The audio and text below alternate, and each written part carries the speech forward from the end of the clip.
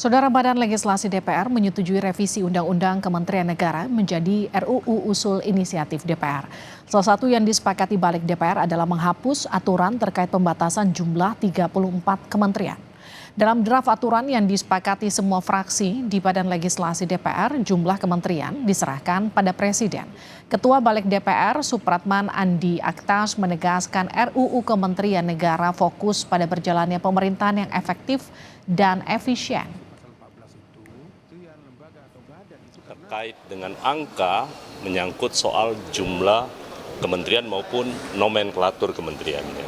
Sehingga nanti kita berharap bahwa efektivitas pemerintahan itu bisa berjalan dan itu dipikirkan sesuai dengan visi misi presiden, khususnya presiden terpilih ataupun siapapun presidennya, prinsipnya seperti itu. Dan karena itu sekali lagi ini sesuai dengan Undang-Undang Dasar kita. Saudara anggota Balik DPR RI dari fraksi PDIP memberi catatan terkait efektivitas kementerian. Menurut Sturman, alasan efektivitas pemerintah dalam mengatur jumlah menteri seharusnya disertai efisiensi. Mungkin kita harus belajar dulu ke belakang, Pak, bahwa selama ini ada perubahan-perubahan kementerian, lembaga atau badan itu karena bukan sebagai efektivitas, Pak, tapi efisiensi. Jadi efisiensi ini perlu diperhatikan juga, Pak. Nggak bisa cuma efektivitas. Memang untuk membunuh seekor nyamuk pakai bom itu efektif, Pak. Tapi nggak efisien. Itu loh. Jadi harus, dan dalam pasal penjelasan juga kita jelaskan kayak mana yang namanya efisien, kayak mana yang efektif itu. Kalau tidak nanti orang sesuai dengan nalarnya masing-masing. Ini harus diperhatikan. Dan kalau seandainya mungkin DPR juga dimintakan pendapatnya.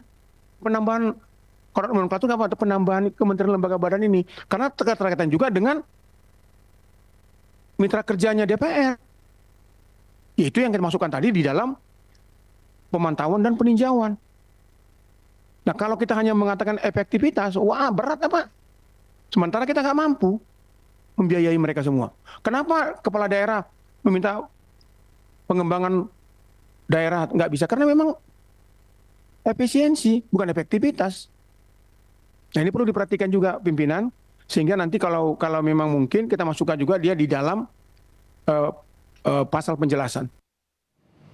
Saudara anggota Badan Legislasi DPR dari fraksi PKS, Ansori Siregar, mengkritik penghapusan jumlah 34 kementerian. Menurut Ansori, landasan penentuan 34 adalah titik tengah dari sejumlah persoalan kebangsaan. Saya berpikir juga dan memang pernah baca kenapa jumlahnya 34 gitu. Daripada waktu itu ada yang menginginkan 25 sampai 30, ada yang menginginkan 40 sampai 45.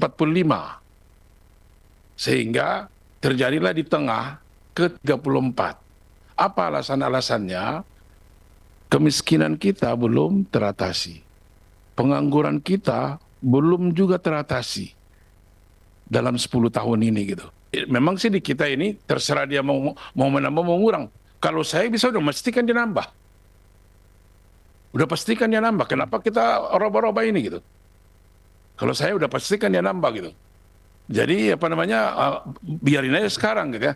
Itu tadi yang saya bilang itu Bang. Kemiskinan, pendidikan, kesehatan masih bermasalah gitu.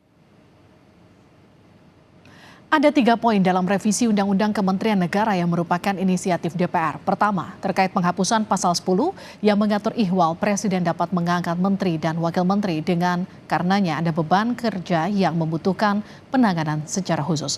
Selanjutnya revisi pasal 15 yang awalnya mengatur jumlah kementerian sebanyak 34. Dalam norma baru yang dimasukkan, Presiden dapat menetapkan jumlah kementerian dengan memperhatikan efektivitas penyelenggaraan pemerintahan. Terakhir, penambahan ketentuan mengenai tugas pemantauan dan peninjauan undang-undang di ketentuan penutup.